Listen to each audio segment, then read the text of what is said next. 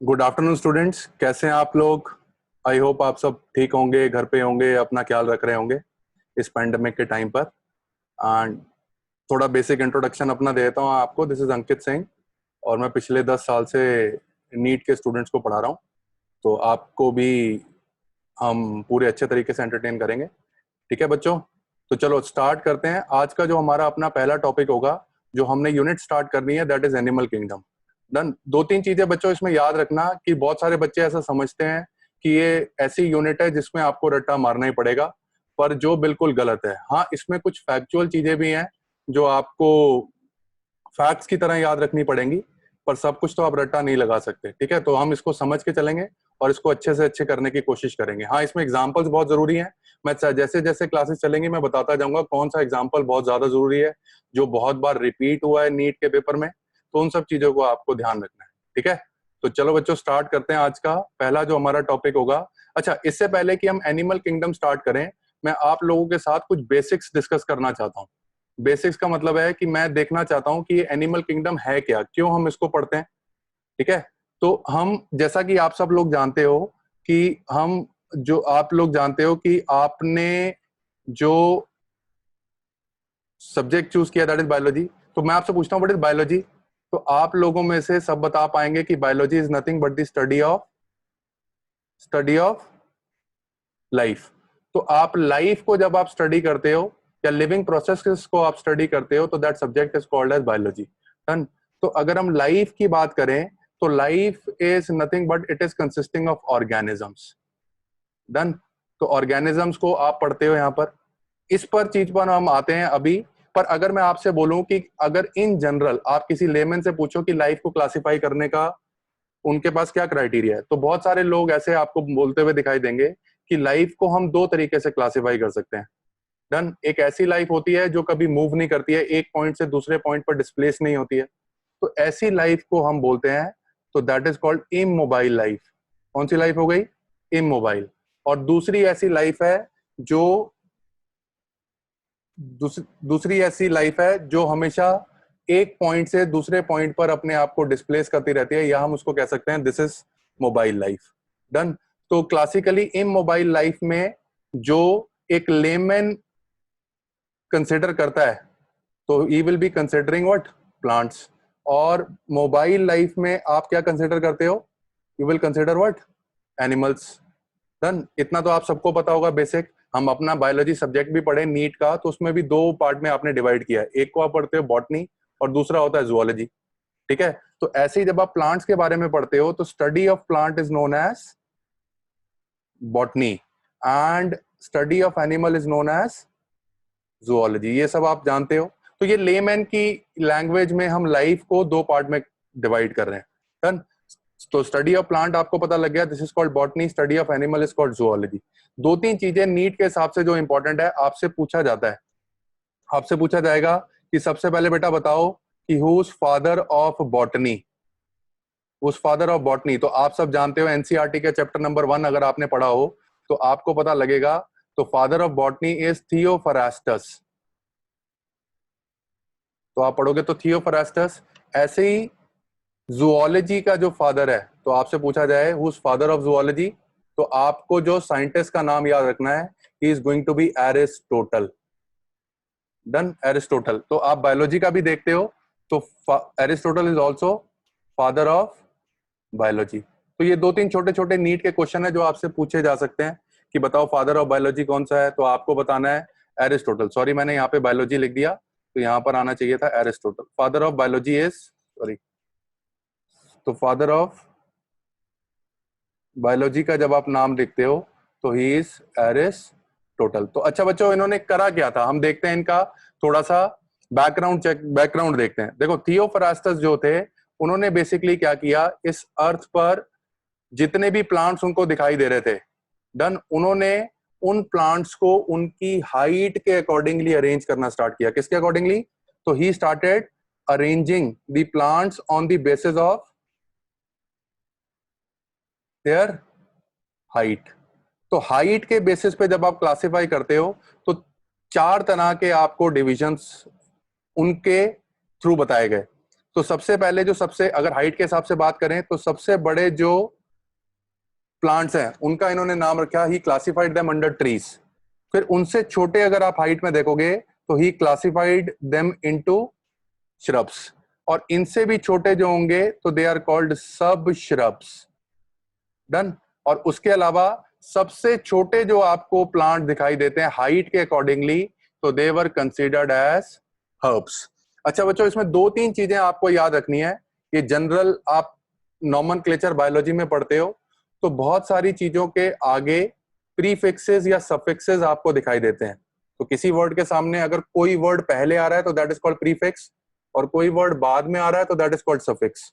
इतना आपको पता होगा। तो दो प्रीफिक्स मैं आपको बता रहा हूं बायोलॉजी के अंदर आपको हमेशा याद रखने हैं। तो दो प्रीफिक्स मैं आपको बता रहा हूं। एक आप प्रीफिक्स पढ़ते हो जिसका नाम है सब, तो कहीं पर भी सब का मतलब आ गया तो दैट मींस अंडर और बिलो। डन। और दूसरा जो प्रीफिक्स आप पढ़ते हो तो दैट इज कॉल्ड एज सुप्रा। तो कहीं पर भी वर्ड सुप्रा आएगा तो सुप्रा मींस अबव। डन। इसको कैसे हम याद कर सकते हैं एग्जांपल से?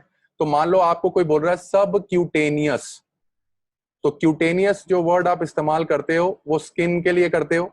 डन। और सब का मतलब बिलो, तो स्किन के नीचे जो हो गया दैट इज कॉल्ड सब क्यूटेनियस।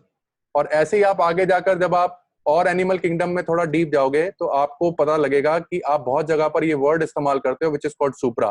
तो जैसे आप कहीं पढ़ा हुआ देखोगे तो वहां पे आपको पता लगेगा, जैसे कहीं लिखा हो सुप्रा ईसोफिजियल, तो anything which is above oesophagus, oesophagus से ऊपर कुछ भी होगा तो दैट इज कॉल्ड सुप्रा ईसोफिजियल, और ईसोफेगस के नीचे अगर कुछ होगा तो दैट इज कॉल्ड सब ईसोफिजियल। तो ऐसे वर्ड आपको बार बार बायोलॉजी में दिखाई देते रहेंगे। तो इन जनरल हम इन प्रीफिक्सेस को अपने माइंड में रख लेंगे। तो यहाँ पर वापस आते हैं। तो जैसे आपने सबसे बड़े प्लांट तो देख लिए जिनका नाम है ट्री, उनसे छोटे क्या हो गए? श्रब्स। उनसे छोटे क्या हो गए? यहाँ पे लिखा है सब श्रब, तो श्रब से छोटे सब श्रब्स, और उसके बाद आ गए हर्ब्स। तो थियोफ्रास्टस जो थे इन्होंने क्या किया, एक बुक पब्लिश करी थी। तो इनकी जो बुक का नाम था हिस्टोरिया प्लांटेरम। तो हिस्टोरिया प्लांटेरम बेसिकली क्या है? तो एक ऐसी बुक है जिसको अगर आप पढ़ोगे तो उसमें आपको डिफरेंट तरीके के प्लांट्स दिखाई देंगे जिनको हमने उनकी हाइट के अकॉर्डिंगली क्लासिफाई किया है। ऐसे ही एरिस्टोटल ने क्या किया था, ही क्लासिफाइड एनिमल्स। किनका क्लासिफिकेशन किया था? एनिमल्स का। किसके बेसिस पे? On the basis of the presence और एब्सेंस ऑफ आरबीसी। तो उन्होंने बेसिकली क्या किया, जितने भी एनिमल्स थे उनका ब्लड की स्टडी करना स्टार्ट किया। तो उन्होंने देखा कि बहुत सारे ऐसे एनिमल थे जिनके ब्लड में आरबीसी थी, तो बहुत सारे ऐसे भी एनिमल थे जिनके ब्लड में आरबीसी नहीं थी। आप जानते ही हो आरबीसी को दूसरा नाम क्या बोलते हैं हम? आरबीसी का जो साइंटिफिक नेम है दैट इज कॉल्ड एरिथ्रोसाइट्स। तो बायोलॉजिकल तो लेमैन बोल सकता है कि आरबीसी है, पर डॉक्टर्स जो भी वर्ड इस्तेमाल करते हैं they will always use the word called erythrocytes. Done. तो एरिथ्रोसाइट्स या आरबीसी की प्रेजेंस और एब्सेंस की बेसिस के ऊपर, तो ऐसे थे जिनमें प्रेजेंट थे और कुछ ऐसे थे जिनके अंदर एब्सेंट थे। तो ऐसे ऑर्गेनिज्म जिनके अंदर आरबीसी एब्सेंट थे तो दे कॉल्ड देम एनीमियास। तो दे वर क्लासिफाइड अंडर एनीमियास। तो ये वर्ड आपने सुना होगा एनीमिया। आप बार बार देखोगे डॉक्टर्स को आप बोलते हो, फीमेल्स में बड़ी कॉमन प्रॉब्लम होती है कि they tend to suffer from condition called anaemia. तो ब्लड में आरबीसी का कम हो जाना, this condition is going to be called as anaemia. पर ऐसे एनिमल जिनके अंदर आरबीसी की प्रेजेंस देखी गई तो they were given a name called anaemias. Done. तो anaemia means presence of RBC and इमिया मींस एब्सेंस ऑफ आरबीसी। ये आपको बच्चों अपने ध्यान में रखना है। तो अगर हम अपनी बात करें तो हमारे ब्लड में 3 तरह के ब्लड सेल्स आपको दिखाई देंगे। एक प्लेटलेट दिखाई देता है, दूसरा एक बड़ा ग्रुप होता है जिसका नाम होता है डब्ल्यूबीसी, और तीसरे जो आपको दिखाई देते हैं they are called RBC. I hope आप सबने पहली बार नहीं सुना होगा ये वर्ड आरबीसी, पर आगे जाकर जब आप फिजियोलॉजी पढ़ेंगे तो हम इसको डिटेल में डिस्कस करेंगे कि आरबीसी का फंक्शन क्या होता है। डन। तो ये तो बच्चों एक सिंपलेस्ट क्लासिफिकेशन है। अगर आप किसी से भी पूछो कि लाइफ क्या है तो हो सकता है वो आपको इन 2 कैटेगरीज में डिवाइड करके बताए। तो अगर इसी को हम देखें तो अगर क्या हम तो इस क्लासिफिकेशन को बोल सकते हैं कि this can be called as two kingdom classification. Can this be called as two kingdom classification? Of course yes. तो जिस साइंटिस्ट ने ये दो किंगडम क्लासिफिकेशन दिया था उनका नाम था कार्ल लीनियस। Karl Linnaeus. आपको ये वर्ड साइंटिस्ट के नाम भी बहुत जरूरी याद रखने पड़ेंगे हर जगह, स्पेशली जब आप सेल बायोलॉजी पढ़ोगे। यहाँ तो आपको रखना ही है, पर सेल बायोलॉजी जब आप पढ़ेंगे, साइटोलॉजी जब आप पढ़ेंगे, तो वहां पर आपको इन साइंटिस्ट के नाम जरूर याद रखने हैं। तो Karl Linnaeus was the individual who was associated with two kingdom classification. तो इनके हिसाब से लाइफ दो ही तरीके की होती है, एक तो होते हैं प्लांट्स और दूसरे होते हैं एनिमल्स। अच्छा, कार्ल लीनियस के बारे में अगर आपने नाम सुना होगा तो इन्होंने एक और चीज के साथ इनका नाम एसोसिएटेड है, एक है which is called binomial nomenclature. आप सब जानते ही हो कि किसी भी ऑर्गेनिज्म का, चाहे वो प्लांट हो, चाहे वो फंजाई हो, चाहे वो प्रोटिस्टा हो, चाहे वो मोनेरा हो, चाहे वो एनिमल ही क्यों ना हो, तो जब हम उनका साइंटिफिक नेम लिखते हैं तो हम दो वर्ड में लिखते हैं। तो ऐसा नोमेनक्लेचर जहां पर आप साइंटिफिक नेम को तो एक साइंटिफिक नोमेनक्लेचर जब आप पढ़ते हो तो that is a binomial nomenclature. तो यहाँ पे दो वर्ड आप लिखते हो, दो ग्रुप्स आप मेंशन करते हो, जीनस और स्पीशीज। तो जीनस पहले आता है, स्पीशीज बाद में आता है। तो जीनस को आप हमेशा कैपिटल लेटर से लिखते हो और स्पीशीज को आप हमेशा लोअर केस में या फिर स्मॉल लेटर्स में लिखा जाता है। जैसे हम अपनी बात करें तो वी आर ह्यूमंस, तो ह्यूमंस को का साइंटिफिक नेम आप लिखते हो होमो सेपियंस। तो बच्चों, होमो सेपियंस का मतलब होमो तो हमारा हो गया जीनस और सेपियंस हो गई हमारी स्पीशीज। डन, समझ पा रहे हो? तो ये ऐसा नोमेनक्लेचर किसी भी एनिमल का या किसी भी ऑर्गेनिज्म का करना is called as binomial nomenclature. तो किसने दिया था? Carl Linnaeus. ये आपको हमेशा याद रखना है, भूलना नहीं है। तो टू किंगडम क्लासिफिकेशन हो गई बाई कार्ल लीनियस। डन। अच्छा, पर हमारे साथ दिक्कत क्या है कि आज जो हम किंगडम क्लासिफिकेशन पढ़ते हैं उसमें हम ऑर्गेनिजम्स को टू किंगडम में क्लासिफाई नहीं करते हैं। आप सबको पता होगा, 9th क्लास में आपने पढ़ा होगा कि अब जो हम क्लासिफिकेशन का मोड देखते हैं that is a 5 kingdom classification. ठीक है बच्चों? तो अब अगला जो हमारा टॉपिक होगा कि हम देखेंगे कि वो 5 किंगडम क्लासिफिकेशन आई कहां से। डन, इतना सबको क्लियर है? आई होप यहां तक तो इजी है, यहां तक किसी को कोई दिक्कत नहीं होनी चाहिए। अच्छा, एक चीज और रह गई यहां पर, जैसे थियोफरास्टस ने अपनी बुक पब्लिश करी थी हिस्टोरिया प्लांटेरम, तो अगर हम एरिस्टोटल की बुक भी देखें तो he published his studies in the book called historia animalia. तो बुक का नाम क्या हो गया? Historia animalia. डन बच्चों, आसान है? ठीक है, चलो आगे चलेंगे। तो अगला, इससे आगे, तो ये तो आपने देख लिया बेसिक को लाइफ में हम सिंपल तरीके से कैसे क्लासिफाई कर सकते हैं, पर लाइफ बायोलॉजी में सब कुछ इतना सिंपल भी नहीं है। तो आपने देखा कि सपोज अगर मैंने लिखा तो मैं लाइफ को वैसे फिर से कंसिडर कर रहा हूं। तो आपको अगर याद हो, जब आप 9th-10th में पढ़ते होते थे तो आपसे पूछते थे कि कितने तरीके के ऑर्गेनिजम्स होते थे। तो 9th या 8th का बच्चा आराम से बोल देता है कि दो तरीके के ऑर्गेनिज्म होते हैं, एक होता है नॉन लिविंग, एक होता है लिविंग। ठीक है बच्चों? पर अभी हम इसको थोड़ा सा और थोड़ा सोफिस्टिकेटेड वे से देखने की कोशिश करेंगे। डन। तो देखो, लाइफ का मतलब ऑर्गेनिजम्स। तो जितने भी ऑर्गेनिजम्स हैं ये टोटल लाइफ इस अर्थ पे जो प्रेजेंट है उसको कॉन्स्टिट्यूट करते हैं। इतना तो आप इस बात को समझते हो। डन। पर देखो, अब आप सब लोग बड़ी क्लास में आ गए हो तो हम वो 9th और 10th वाला क्लासिफिकेशन नहीं देखेंगे। अब हम एक थोड़ा सा एडवांस क्लासिफिकेशन देखेंगे। ठीक है, एक बार हम देखेंगे तो उसके बाद हम फिर से इस टॉपिक को रिवाइज करेंगे। देखो, तो इस अर्थ पे जितने भी ऑर्गेनिजम्स हैं उसको हम दो कैटेगरीज में डिवाइड कर सकते हैं। कितने कैटेगरीज में डिवाइड करेंगे बच्चों? दो कैटेगरीज में। तो पहली कैटेगरी जो है उसको हम बोलते हैं, दे आर कॉल्ड प्रोटोबायोटास। एक ही वर्ड है, आपको हमेशा याद रखना है। तो दे आर कॉल्ड प्रोटोबायोटास। डन। और दूसरे ग्रुप ऑफ ऑर्गेनिज्म जो आपको दिखाई देंगे तो दे आर कॉल्ड साइटोबायोटास। डन। आपको हमेशा ये याद रखना है, प्रोटोबायोटास एंड साइटोबायोटास। तो अगर मैं इस अर्थ को देखूं और इस अर्थ से सारे ऑर्गेनिजम्स को अगर मैं निकाल लूं तो उनको मैं दो ही कैटेगरी में डाल सकता हूं। पहले जो होंगे प्रोटोबायोटा और दूसरे जो होंगे साइटोबायोटा। आई एम श्योर आप में से बहुत सारे लोग ऐसे होंगे या सभी लोग ऐसे होंगे जिन्होंने ये वर्ड या नोमेनक्लेचर पहली बार सुना होगा। पर वर्ड से डरने की इतनी जरूरत नहीं है, इन सबको हम क्लासिफाई करेंगे सिंपली और इजी तरीके से याद रखने की कोशिश करेंगे। डन। तो आपसे कोई कभी पूछा जाए तो व्हाट इज प्रोटोबायोटा? तो आप क्या बोलोगे कि एक ऐसे organisms which do not possess a cell like structure. तो ऐसे ऑर्गेनिज्म जिनके अंदर सेल या सेल जैसा कोई भी स्ट्रक्चर प्रेजेंट नहीं है। डन। तो प्रोटो मींस प्रिमिटिव।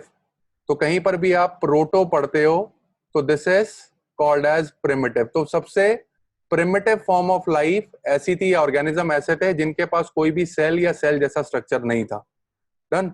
और दूसरे में देखते हैं तो साइटोबायोटा, इसका उल्टा क्या होगा? तो ऐसे organisms which do possess a cell like structure, या उनमें सेल होगा या सेल लाइक स्ट्रक्चर प्रेजेंट होगा, तो हम बोल सकते हैं कि cytobiotas they are cellular organisms. Done.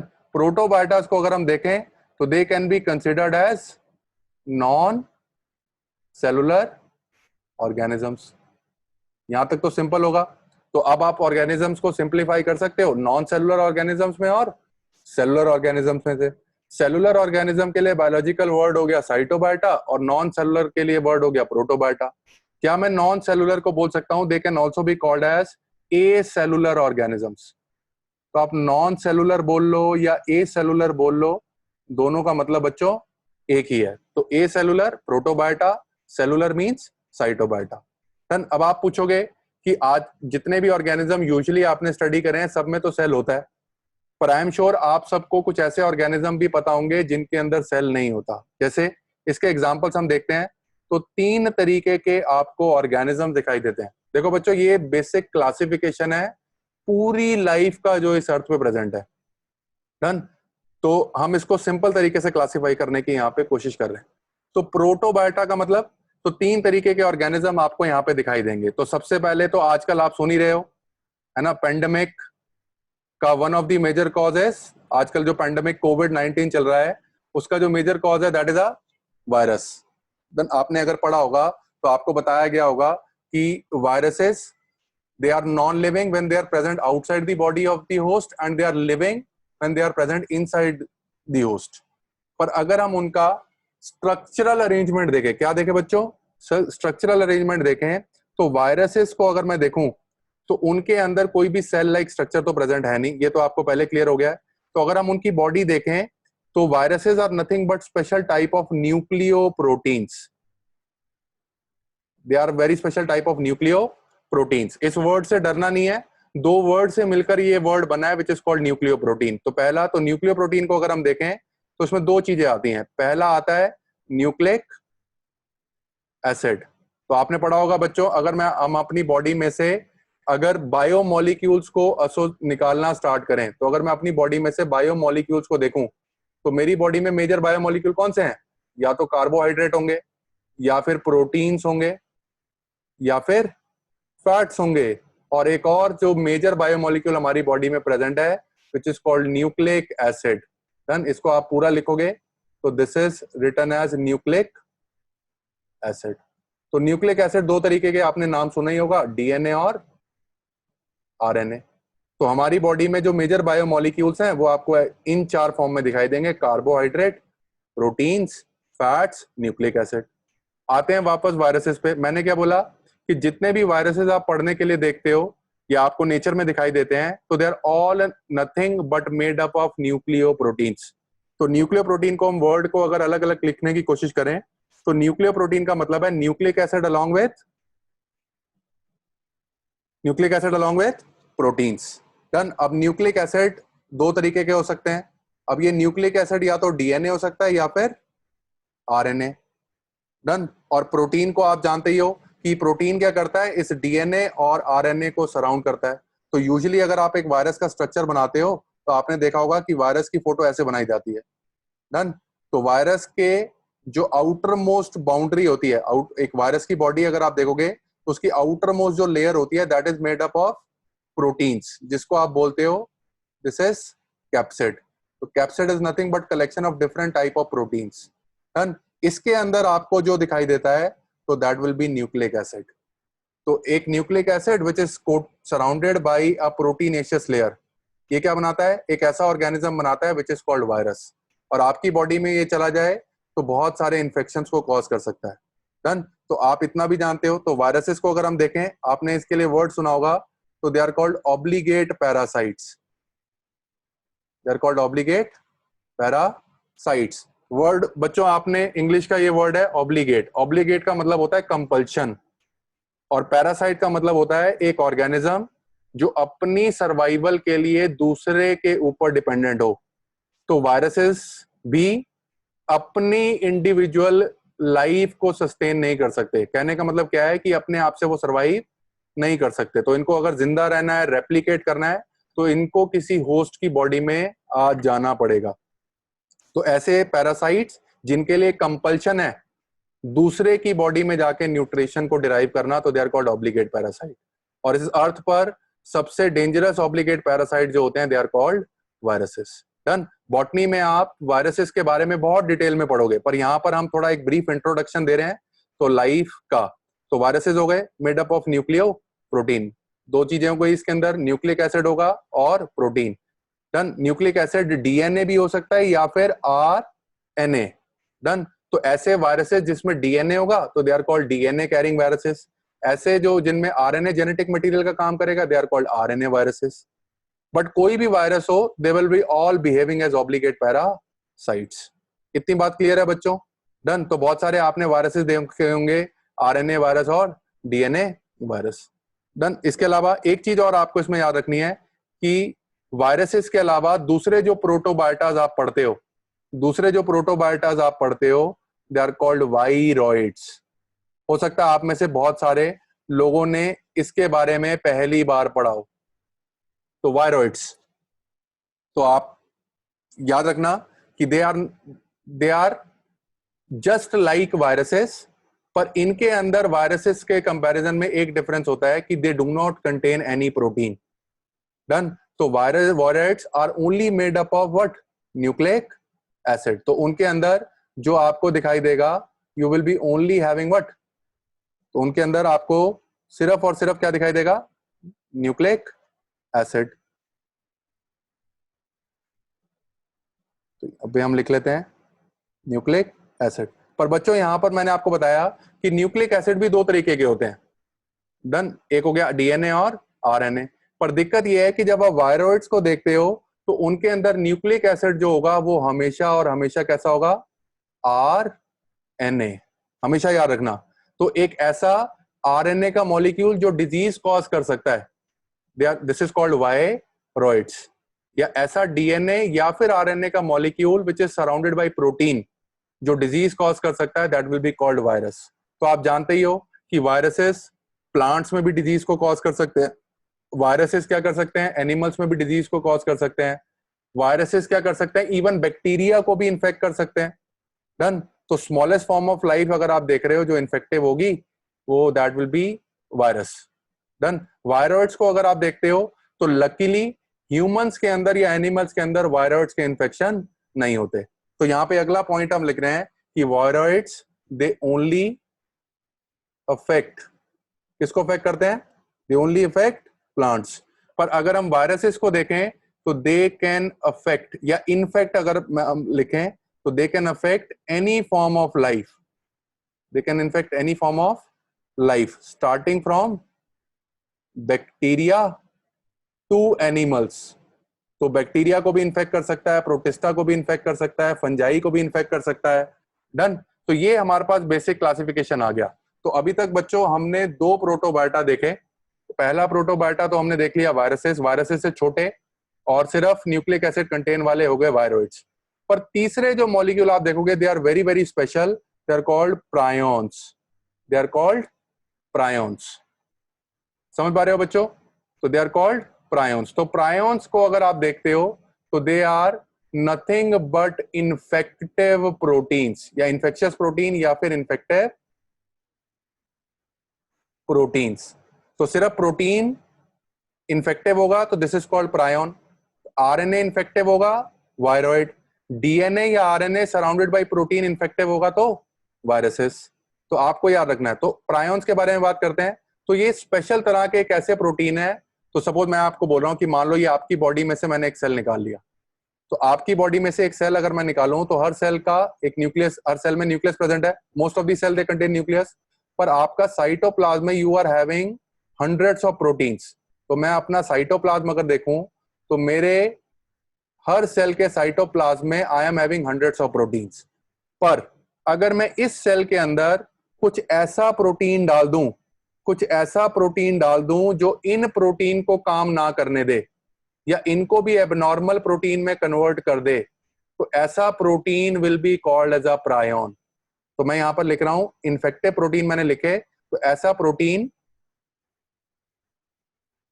That can transform a normal protein into abnormal proteins। तो आपको याद रखना है कि ऐसा protein will be called as a prion. Done. Botany में आपको तीनों के बारे में डिटेल्स पढ़नी है, तो वायरसेस भी पढ़ेंगे, वायरॉइड्स भी पढ़ेंगे और प्रायोन्स भी आपको पढ़ने हैं। तो प्रायोन्स से रिलेटेड आपको डिजीज जरूर याद रखनी है। नीट में बहुत इंपॉर्टेंट क्वेश्चन होता है कि आपको ऑप्शन देगा, आपको एक क्वेश्चन देगा, उसमें 4 ऑप्शन होगी। क्वेश्चन में पूछा गया होगा कि बताओ इनमें से कौन सी डिजीज है जो प्रायोन्स की वजह से कॉज होती है। डन। तो उसमें से आपको राइट चूज करना है। ये आप बॉटनी में पढ़ोगे डिटेल के अंदर, तो जो भी बॉटनी का लेक्चर होगा तो उसमें वायरसेस कवर होंगे, वायरॉइड्स कवर होंगे और प्रायोन्स। पर आपको पहले से इतना आइडिया हो गया है कि इन तीनों में से किसी के पास भी अपना कोई भी सेल या सेल जैसा स्ट्रक्चर प्रेजेंट नहीं है। तो बच्चों यहां तक तो था प्रोटोबायोटा, पर हमें जो कंसिडर करना है वो पढ़ना है दीज आर कॉल्ड साइटोबायोटास। डन। तो अब हम डिस्कस करेंगे साइटोबायोटा। नेक्स्ट पेज पे हम डिस्कस करते हैं इसको। डन। तो यहां पर हम साइटोबायोटास। अच्छा बच्चों, आपने जो 5 किंगडम क्लासिफिकेशन पढ़ी है तो उसी को हम अभी क्लासिफाई करने की कोशिश करेंगे। तो they are all considered under cytobiotas. तो मैं यहां पे लिख रहा हूं साइटोबायोटा। हम इसको पढ़ेंगे, इसके बाद हमने जितना पढ़ा है उसको फटाफट रिवाइज करेंगे। बहुत इजी है, इसमें कुछ दिमाग लगाने की जरूरत नहीं है, सिर्फ सुनो और समझते जाओ। डन। अब देखो, आपने लिखा कि साइटोबायोटा। साइटोबायोटा का मतलब ऐसे ऑर्गेनिज्म जिनके अंदर सेल या फिर सेल लाइक स्ट्रक्चर।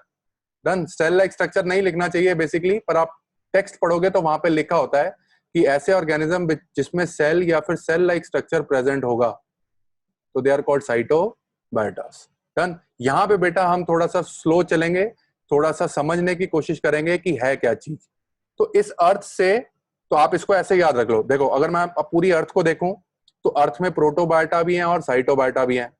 तो अगर मैं इस अर्थ से वायरस निकाल दूं, वायरॉइड्स निकाल दूं और प्रायोन्स भी निकाल दूं, तो जितने भी ऑर्गेनिज्म इस अर्थ पे बच जाएंगे तो उन सभी को हम एक कैटेगरी में पुट कर रहे हैं। तो this is called cytobiota. Done. Easy है बच्चों। देखो, अब आपको मैंने बोला कि ऐसे ऑर्गेनिज्म जिनके अंदर या सेल लाइक स्ट्रक्चर या सेल प्रेजेंट होगा।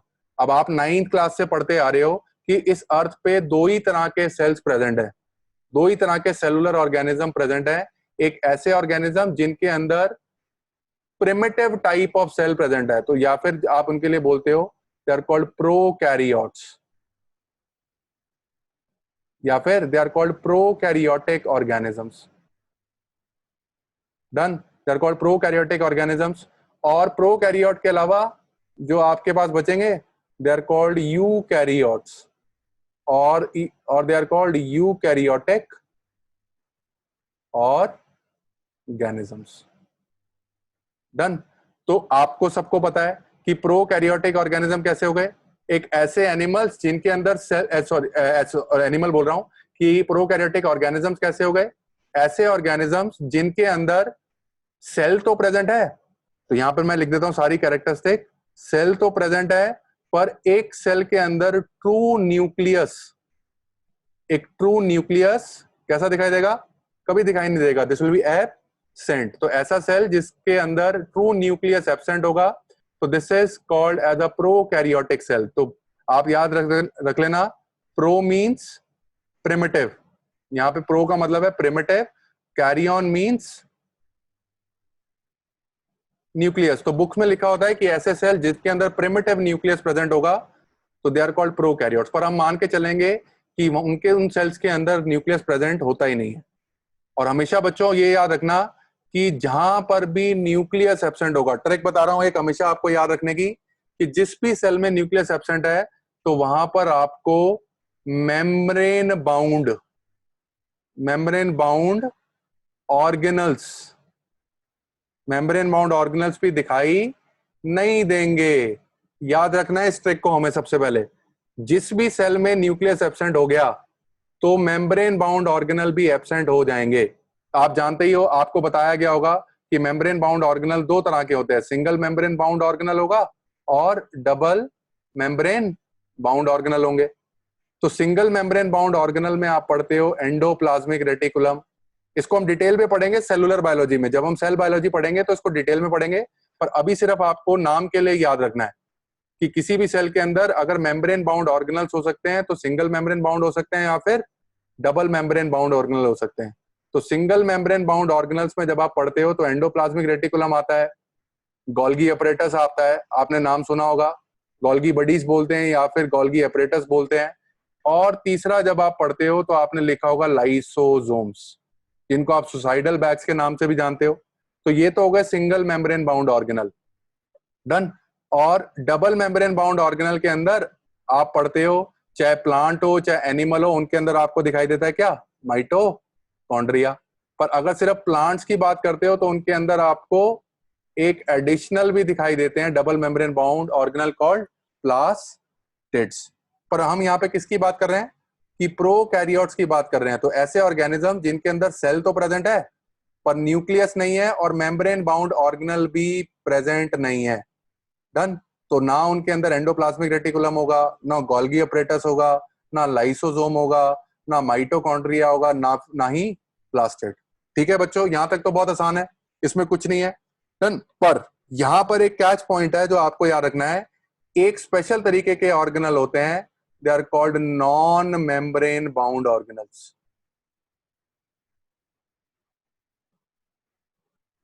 डन। क्लासिकली आप इसमें क्या पढ़ते हो, तो नॉन मेम्ब्रेन बाउंड ऑर्गेनल्स में आप पढ़ते हो क्या, राइबोसोम्स, डन। पर ये नॉन मेम्ब्रेन बाउंड ऑर्गेनल जो होंगे वो एब्सेंट नहीं होंगे, तो दे विल बी प्रेजेंट। तो आपसे कोई पूछा जाए प्रोकैरियोटिक सेल क्या है तो आप डेफिनेशन दे दोगे। तो आपने बता दिया कि एक ऐसा सेल जिसमें न्यूक्लियस तो एब्सेंट है, मेम्ब्रेन बाउंड ऑर्गेनल भी क्या है, एब्सेंट है, पर non membrane bound organelle present है जिसका नाम है राइबोसोम्स। आगे जाकर आप पढ़ोगे कौन से टाइप के राइबोसोम्स होते हैं, डन। तो जब भी आप प्रोकैरियोटिक ऑर्गेनिज्म की बात करते हो तो इस अर्थ पे जितने भी बैक्टीरियाज हैं, क्या है बेटा, जितने भी बैक्टीरियाज, तो जितने भी बैक्टीरिया आप पढ़ोगे, चाहे वो आर्की बैक्टीरिया हो, चाहे वो यू बैक्टीरिया हो, चाहे वो साइनो बैक्टीरिया हो, चाहे वो माइकोप्लाज्मा हो, तो सारे के सारे bacteria they are called as prokaryote, done. तो प्रोकैरियोट बेसिकली, तो ये बैक्टीरियाज को आप एक सबसे पहली किंगडम में प्लेस करते हो, they are all placed under kingdom, they are all placed under a kingdom called kingdom Monera.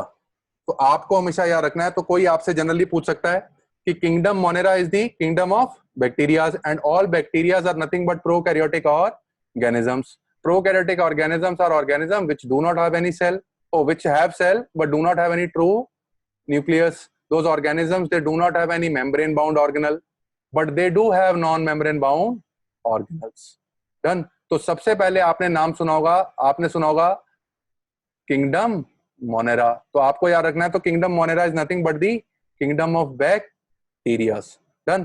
तो इस अर्थ से अगर मैं वायरसेस को हटा दूं, वायरोइड्स को हटा दूं, प्रायोन्स को हटा दूं और बैक्टीरियाज को भी हटा दूं, तो मेरे पास इस अर्थ पे जितने भी ऑर्गेनिज्म बच जाते हैं सारे के सारे क्या हैं, दे आर ऑल यूकैरियोट्स। तो आपको बच्चों याद रखना है कि मेजॉरिटी ऑफ ऑर्गेनिज्म जो इस अर्थ पे, सेलुलर ऑर्गेनिज्म इस अर्थ पे प्रेजेंट है, दे आर ऑल यूकैरियोट।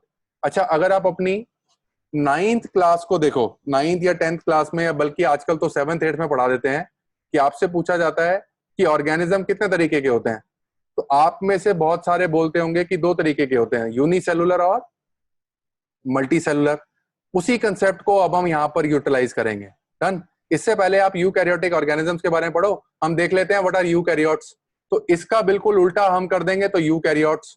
तो ऐसे ऑर्गेनिज्म जिसमें एक ट्रू सेल तो प्रेजेंट है, पर सेल के अंदर क्या है, एक ट्रू न्यूक्लियस भी क्या है, प्रेजेंट है। अभी मैंने आपको बताया कि जिस भी सेल में न्यूक्लियस प्रेजेंट होगा तो वहां पर मेम्ब्रेन बाउंड ऑर्गेनल्स भी क्या होंगे, प्रेजेंट होंगे। तो आपको याद रखना है, तो सेल के अंदर, तो अगर आप इस वर्ड को तोड़ो, तो अगर मैं बोलूं यू कैरियोट, तो यू का मतलब ट्रू, कैरी ऑन का मतलब न्यूक्लियस। तो ऐसे सेल जिनके अंदर एक ट्रू न्यूक्लियस प्रेजेंट होगा तो they are called eukaryotes. तो जिनके अंदर ट्रू न्यूक्लियस प्रेजेंट है उनके साथ साथ आपने यहां पर लिख दिया कि they are also having membrane bound organelles. तो हम बेटा यू कैरियोट है, तो हमारी बॉडी में से कोई भी सेल निकाल लो, है ना, तो मोस्ट ऑफ द सेल में आपको क्या दिखाई देगा, true nucleus, and they are also having membrane bound organelle. तो सपोज अगर मैं अपनी स्किन से एक सेल निकाल लूं, तो स्किन का एक सेल निकाल लूंगा तो उसके अंदर न्यूक्लियस दिखाई देगा, उसके अंदर मुझे एंडोप्लाज्मिक रेटिकुलम दिखाई देगा, उसके अंदर गोल्गी एपरेटस दिखाई देंगे, लाइसोसोम दिखाई देगा, माइटोकॉन्ड्रिया भी दिखाई देगा और प्लास्टिड भी दिखाई देगा। डन। इसके अलावा they are not only having membrane bound organelles, पर they are also having non membrane bound organelles. तो आप देख सकते हो, तो ऑर्गेनल्स, मेम्ब्रेन बाउंड ऑर्गेनल्स, ये क्या होंगे, दे आर प्रेजेंट। तो अगर आपको कंपेयर करना हो कि दोनों में से एडवांस्ड कौन सा है या कॉम्प्लेक्स लाइफ कौन सी है, यूकैरियोट प्रोकैरियोट, तो आपका सिंपल आंसर होगा कि दिस इज यूकैरियोट्स। तो eukaryotic life is a more complex form of a life. Done. तो बच्चों अभी हम इस, तो हमने प्रोकैरियोट की बात कर ली है, अब हम क्या करते हैं, इन यूकैरियोट्स को अब देखते हैं। डन। अब इन यूकैरियोट्स को अगर आप क्लासिफाई करने की कोशिश करते हो तो यूकैरियोट्स की क्लासिफिकेशन बहुत सिंपल है। तो अब आपने बोला कि अब यूकैरियोट्स भी दो तरीके के हो सकते हैं। पहला क्या होगा, पहले जो सिंपल होंगे they are called unicellular eukaryotes. फिर दूसरे तरीके के जो होंगे तो they are called multicellular eukaryotes. तो इस अर्थ पर दो तरह के यूकैरियोट्स आपको दिखाई देंगे, एक ऐसे यूकैरियोट जो सिर्फ एक सेल के बने होंगे और एक ऐसे जो बहुत सारे सेल के बने होंगे, मल्टीपल सेल्स के बने होंगे, they are called multicellular eukaryotes. तो जब आप यूनिसेलुलर यूकैरियोट्स की बात करते हो तो यहां पर आपको जो किंगडम पढ़ने को मिलती है तो that is kingdom protista. Done. हमेशा याद रखना कि जब भी बैक्टीरियाज होते हैं तो bacterias they are always unicellular. कोई भी बैक्टीरिया ऐसा नहीं है जिसके अंदर एक से ज्यादा सेल प्रेजेंट हो। तो नेचुरली हम लिखते नहीं है वहां पर कहीं पर भी वर्ड आपको प्रोकैरियोट मिल जाए तो समझ लेना एक ऐसा सिंगल सेल जिसके अंदर न्यूक्लियस एब्सेंट है और मेम्ब्रेन बाउंड ऑर्गेनल भी एब्सेंट है, तो this will be called bacteria. Done. वापस आते हैं यूकैरियोट में। यूनिसेलुलर यूकैरियोट के क्लासिकल एग्जांपल जब आप पढ़ते हो तो they are all present in kingdom Protista. तो आपसे कोई बोले what is kingdom Protista, kingdom of unicellular eukaryote is called kingdom Protista. तो इस अर्थ से अगर मैं वायरसेस को हटा दूं, वायरोइड को हटा दूं, प्रायंस को हटा दूं, इन बैक्टीरियाज को या मोनेरा को हटा दूं और प्रोटिस्टा को हटा दूं, तो जितने भी ऑर्गेनिज्म हमारे पास रह जाएंगे बेटा वो सारे क्या होंगे, मल्टी सेलुलर यूकैरियोट्स। डन। अब हमें देखना है कि what are multicellular eukaryotes. अब मल्टी सेलुलर में क्या क्या रह गया, फंजाई रह गया, प्लांटी रह गया और एनिमेलिया। पर दिक्कत क्या है, हमने इसको डिवाइड करना है। अब मल्टी सेलुलर यूकैरियोट्स को अगर हम देखें तो दे कैन बी सब divided into different groups on the basis of mode of nutrition. तो हम जितने भी मल्टी सेलुलर यूकैरियोट है उनका मोड ऑफ न्यूट्रिशन देखेंगे। मोड ऑफ न्यूट्रिशन का मतलब है कि वो खाना कैसे लेते हैं। डन। उसको देखना है हमें। तो मोड ऑफ न्यूट्रिशन के बेसिस पर आपको पता है दो ही मोड ऑफ न्यूट्रिशन है। पहला is autotrophic mode of nutrition और दूसरा है हेटेरोट्रॉफिक मोड ऑफ न्यूट्रिशन। तो बच्चों आप सब जानते ही हो कि एक ऐसे ऑर्गेनिजम्स जो अपना खाना खुद प्रिपेयर करते हैं, यानी कि अपने लिए ग्लूकोज का फॉर्मेशन खुद करते हैं। किसका, glucose. Glucose is the major fuel for your cells. तो आप जानते ही हो किसी सेल को अगर मैं ग्लूकोज दे दूं तो सेल क्या करती है, उसको ऑक्सीडाइज करने के बाद बहुत सारा एटीपी जनरेट करती है। तो किसी भी सेल को अगर जिंदा रहना है तो उसके लिए जो प्राइमरी रिक्वायरमेंट है वो है ग्लूकोज। तो ग्लूकोज किसी भी तरीके से सेल में आपको पहुंचाना है एनर्जी डिराइव करने के लिए, अब सेल या तो खुद बना ले या बाहर से बना बनाया ग्लूकोज ले ले। तो अगर कोई भी सेल खुद से ग्लूकोज का सिंथेसिस करता है, या कोई भी ऑर्गेनिज्म या कोई मोड, ऐसा मोड ऑफ न्यूट्रिशन जहां पर फूड का सिंथेसिस अपने आप किया जाता है एक ऑर्गेनिज्म द्वारा, ऐसा mode of nutrition is called autotrophic mode of nutrition. तो इसमें आप जानते ही हो कि प्लांट क्या करते हैं, वाटर और सनलाइट का इस्तेमाल करके, वाटर और कार्बन डाइऑक्साइड का इस्तेमाल करके क्या करते हैं, ग्लूकोज का फॉर्मेशन करते हैं। तो इसीलिए हम उनको कंसिडर करते हैं इन दी किंगडम और इन दी क्लास ऑफ ऑटोट्रॉप्स। डन। तो जब भी ऑटोट्रॉपिक मोड ऑफ न्यूट्रिशन आप पढ़ते हो तो यहां पर जो किंगडम आपको पढ़नी होती है, this is called kingdom Plantae. Done. तो प्लांटी किंगडम जब आप पढ़ते हो तो आपको हमेशा याद रखना है। तो अगर हम यहां से चार्ट को उल्टा देखें तो किंगडम प्लांटे क्या हो गए, they are having autotrophic mode of nutrition, they are multicellular eukaryotes and they are having what, true nucleus and membrane bound organelles. तो ये तो बहुत इजी है बेटा। डन। तो ऑटोट्रॉपिक मोड ऑफ न्यूट्रिशन जिसमें हो गया, तो this they are called kingdom Plantae. आगे जाकर आप प्लांट्स को डिफरेंट टाइप ऑफ ग्रुप्स में डिवाइड करते हो, क्लासिफिकेशन जब आप प्लांट्स की करोगे। डन। तो वहां पर आप पढ़ते हो जिम्नोस्पर्म और एंजियोस्पर्म्स। डन। मेजर क्लासेस जो आपको पढ़नी है वहां पर। तो this is all in kingdom Plantae. फिर आगे आप पढ़ते हो हेट्रोट्रॉपिक मोड ऑफ न्यूट्रिशन। तो जितने ऑर्गेनिज्म रह गए, they are all having heterotrophic mode of nutrition. अब हेट्रोट्रॉपिक मोड ऑफ न्यूट्रिशन का मतलब क्या है कि अब आपको बाहर से, अब सेल क्या कर सकती है, खुद ग्लूकोज को सिंथेसाइज नहीं कर सकती। तो सेल की मजबूरी क्या है, उसको बाहर से बना बनाया ग्लूकोज लेना पड़ेगा। तो सपोज अगर हम एक्सपेरिमेंट कर देते हैं, सपोज मैं यहां पर एक टैंक ले लेता हूं। तो टैंक अगर मैं ले लूं तो टैंक में मैंने बहुत सारा वाटर फिल कर दिया, इस टैंक में बहुत सारा वाटर फिल कर दिया। डन। और इसके अंदर बहुत सारा मैंने ग्लूकोज मिला दिया। डन। तो this is a glucose loaded water. यहां पर मैं क्या करता हूं, यहां पर एक सपोज अगर मैं अपने आप को इस पानी में इमर्स कर लूं या इस पानी में अपने आप को डिप कर लूं, तो मेरी बॉडी क्या करेगी, इस ग्लूकोज को लेने की कोशिश करेगी। अब मेरे पास दो तरीके हैं। डन। या तो मेरी बॉडी का सरफेस जो है वाटर में से ग्लूकोज को एब्जॉर्ब करने लग जाए। ऐसा तो होता नहीं है कभी भी कि हमारी स्किन क्या करती है, ग्लूकोज को कभी भी एब्जॉर्ब नहीं करती है। तो हमें अगर इस मीडियम से ग्लूकोज को लेना है तो हमारे पास एक ही तरीका है कि हमें उसे इंजेस्ट करना पड़ेगा। तो हमारी बॉडी को जब भी ग्लूकोज चाहिए तो हमें फूड को इंजेस्ट करना पड़ेगा। पर इसी बकेट के अंदर अगर मैं एक ऐसे एनिमल, ऐसे ऑर्गेनिज्म को डाल दूं, डन, तो suppose this is organism number x. ये क्या करता है, अब इंजेक्शन करने की जगह ये अपने बॉडी सरफेस से ग्लूकोज को एब्जॉर्ब करने की कोशिश करेगा। डन। तो ये भी ग्लूकोज खुद नहीं बना रहा, ये भी ग्लूकोज खुद नहीं बना रहा, पर ये क्या कर रहा है, इंजेक्शन के थ्रू ग्लूकोज ले रहा है। ये क्या कर रहा है, एब्जॉर्प्शन के थ्रू ग्लूकोज ले रहा है।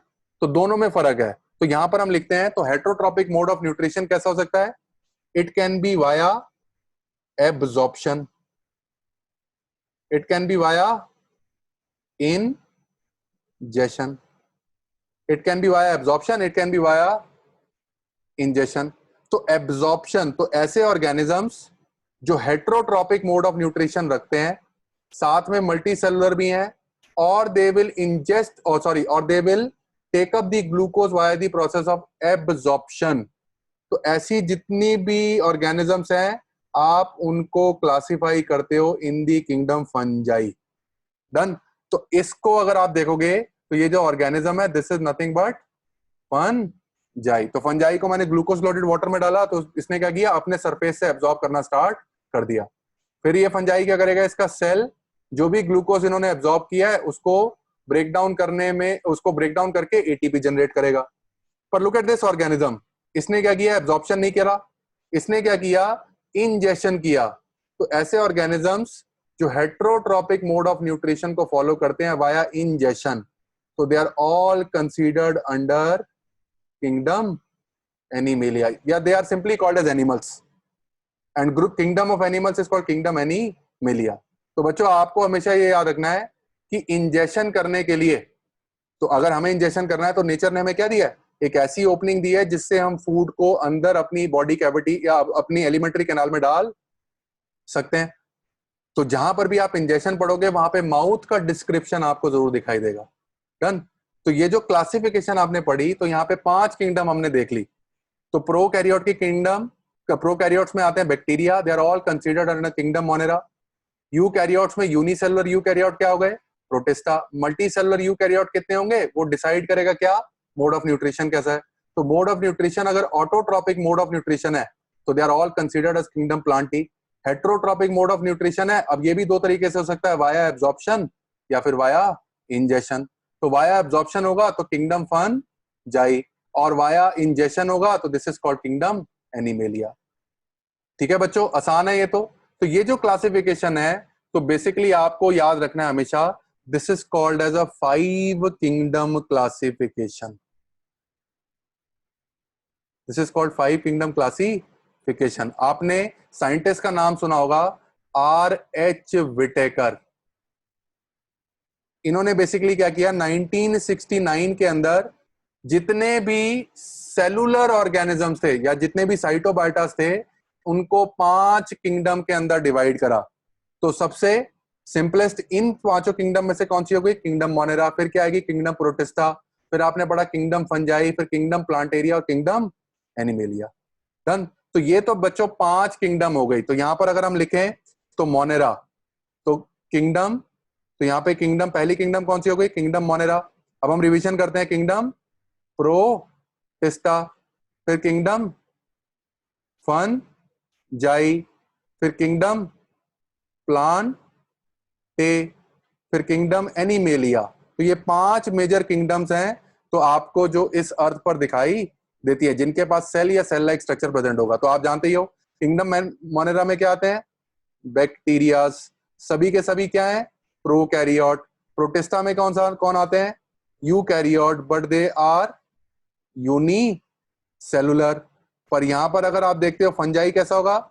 Multi cellular eukaryote having heterotrophic mode of nutrition. और इसके अलावा मैंने आपको बताया तो this is always done by a process of absorption. फिर किंगडम प्लांटी को आप देखते हो तो they are also multicellular eukaryote, पर दे आर ऑटोट्रॉप्स, फोटोसिंथेसिस के थ्रू अपना खाना खुद बना पाएंगे। किंगडम एनिमेलिया को अगर आप देखते हो तो they are multicellular eukaryotes having heterotrophic mode of nutrition. ठीक है बच्चों, और आप जानते ही हो वाया इंजेशन। तो जब आप डाइजेशन पढ़ते हो तो डाइजेशन में पहला स्टेप क्या होता है? आपको फूड को डाइजेस्ट करना है, पर डाइजेस्ट करने से पहले आपको उसको इंजेस्ट भी करना पड़ेगा, और इंजेस्ट करने के लिए आपको कम से कम एक ओपनिंग की जरूरत पड़ेगी जिसके थ्रू आप फूड को इनटेक करोगे। तो that will be called as mouth. Done. तो आपको बच्चों हमेशा याद रखना है कि 5 किंगडम क्लासिफिकेशन जो है ये है। तो इस अर्थ पे टोटल लाइफ कितनी हो गई? तो उसमें एनिमेलिया आ गए, प्लांटी आ गए, फंजाई आ गया, प्रोटिस्टा आ गया, मोनेरा आ गया। इनके साथ साथ आप वायरसेस, वायराइड और प्रायन को डाल दो तो this comprise of total life on this earth. Simple है ये तो। हमारी जो यूनिट होगी स्टार्ट, तो we will be starting with kingdom animalia. तो हमें जो स्टार्ट करना है वो किंगडम एनिमेलिया है। रन। अब एनिमेलिया में भी बेसिकली क्या है? बहुत सारे एनिमल्स हैं जिनको आपको अलग अलग फाइलम्स में क्लासिफाई करना पड़ेगा। डन। बच्चों आप जानते ही हो एनसीईआरटी से, एनसीईआरटी में एक वर्ड आपने पढ़ा होगा टेक्सोनॉमी। तो what is taxonomy? What is taxonomy? This is nothing but a science dealing with what? Identification, classification and nomenclature of an organism। तो सपोज इसको कैसे समझेंगे? मान लो आपने नेचर में कोई नया ऑर्गेनिज्म देखा जिसका नाम है सपोज आपने एक ऑर्गेनिज्म देखा, दिस इज एक्स। डन। अब मैं इस ऑर्गेनिज्म को देखकर कैसे बताऊंगा कि मुझे इसको किस किंगडम में क्लासिफाई करना पड़ेगा? मान लो अगर मैंने इस सेल को देखा, इस ऑर्गेनिज्म को देखा, माइक्रोस्कोप के नीचे देखा, तो इसमें आउटर मोस्ट बाउंड्री तो है पर न्यूक्लियस नहीं है, तो चांसेस हैं कि ये किसमें जाएगा? This will be a bacteria. तो हमें क्या करना है? पहले इस ऑर्गेनिज्म को आइडेंटिफाई करना है। डन। आइडेंटिफाई के बाद उसको क्लासिफाई करना है। कि मैं इसको कौन से ग्रुप में डालूंगा, कौन से क्लास में डालूंगा। फिर उसके बाद हमने क्या करना है, इसका एक नॉमेनक्लेचर डेवलप करना है। डन। तो अगर आपको इस पूरा प्रोसेस ऑफ आइडेंटिफिकेशन, क्लासिफिकेशन और नॉमेनक्लेचर को करना है, तो उसके रिलेशन में जो साइंस है, तो this is going to be called as taxonomy. Done. तो टेक्सोनॉमी बेसिकली आपको पता ही होगा। डन। तो यहाँ पर टेक्सोनॉमी के अंदर there are different units of classification. Botany में आपको पढ़ाया गया होगा कि there are different units of classification. तो सबसे बड़ी यूनिट या सबसे कॉम्प्लेक्स यूनिट क्या हो गई? तो सबसे पहले क्या आता है? किंगडम। तो एक किंगडम के अंदर क्या आएगा? बहुत सारे फाइलम होंगे। फाइलम के अंदर बहुत सारे क्या होंगे? क्लास होंगे। फिर एक क्लास के अंदर बहुत सारे ऑर्डर होंगे। फिर एक ऑर्डर के अंदर बहुत सारी फैमिली होगी। एक फैमिली के अंदर जीनस हो गए बहुत सारे, और एक जीनस के अंदर बहुत सारे स्पीशीज होंगे। तो आप हायरार्की देख रहे हो। तो बेसिकली क्या हो रहा है, तो जब हम किसी भी इंडिविजुअल को क्लासिफाई करते हैं, तो हम उसको एक पर्टिकुलर किंगडम में क्लासिफाई करते हैं। डन। हमेशा याद रखना। तो यूनिट ऑफ क्लासिफिकेशन में सबसे ऊपर आ गई किंगडम। एक किंगडम के अंदर बहुत सारे फाइलम, एक फाइलम के अंदर बहुत सारे क्लास, एक क्लास के अंदर बहुत सारे ऑर्डर, और बहुत सारे ऑर्डर के अंदर एक ऑर्डर के अंदर बहुत सारी फैमिली, एक फैमिली के अंदर बहुत सारे जीनस, और एक जीनस के अंदर बहुत सारे स्पीशीज। तो आपसे कोई बोलेगा कि सबसे सिंपलेस्ट यूनिट ऑफ क्लासिफिकेशन जो होगी, तो दिस इज कॉल्ड स्पीशीज। ये बात समझ पा रहे हो बच्चों? डन। तो ये तो आसान हो गया। डन। अब हमें क्या करना है, हमें पढ़ना है किंगडम एनिमेलिया। तो किंगडम एनिमेलिया में भी बहुत सारे फाइलम है। एक फाइलम में डिफरेंट डिफरेंट क्लासेस आपको पढ़नी है, और ऐसे ऐसे आगे हम इस ऑर्डर को अरेंज करते जाएंगे। डन। इतना समझ में आ रहा है? तो आज का जो हमारा लेक्चर था, अभी हमने एनिमल किंगडम स्टार्ट नहीं किया है। ये किंगडम एनिमलिया अभी हमने स्टार्ट नहीं किया है। अभी हमें देखा कि इस अर्थ पर कि this was all introduction to kingdom classification. तो सबसे एडवांस्ड, सबसे कॉम्प्लेक्स जो किंगडम है, that is called kingdom animalia. तो बच्चों, जो नेक्स्ट क्लास हमारी होगी, तो उसमें हम ट्रूली स्टार्ट करेंगे किंगडम एनिमेलिया और उनके फीचर्स के बारे में। तो पहले मैं बेसिक फीचर्स को डिस्कस करूंगा, फिर हम कुछ क्राइटेरियाज हैं क्लासिफिकेशन के, उसको जरूर देखेंगे। डन। फिर वहां से हम अपनी कहानी को आगे लेके जाएंगे। बस आपके लिए आज के लिए इतना होमवर्क है कि जितना आपने पढ़ा है, बस उसको एक बार रिवाइज जरूर कर लेना। डन। तो आज हम इतना ही करते हैं बच्चों। तो मिलते हैं नेक्स्ट क्लास के अंदर। Thank you.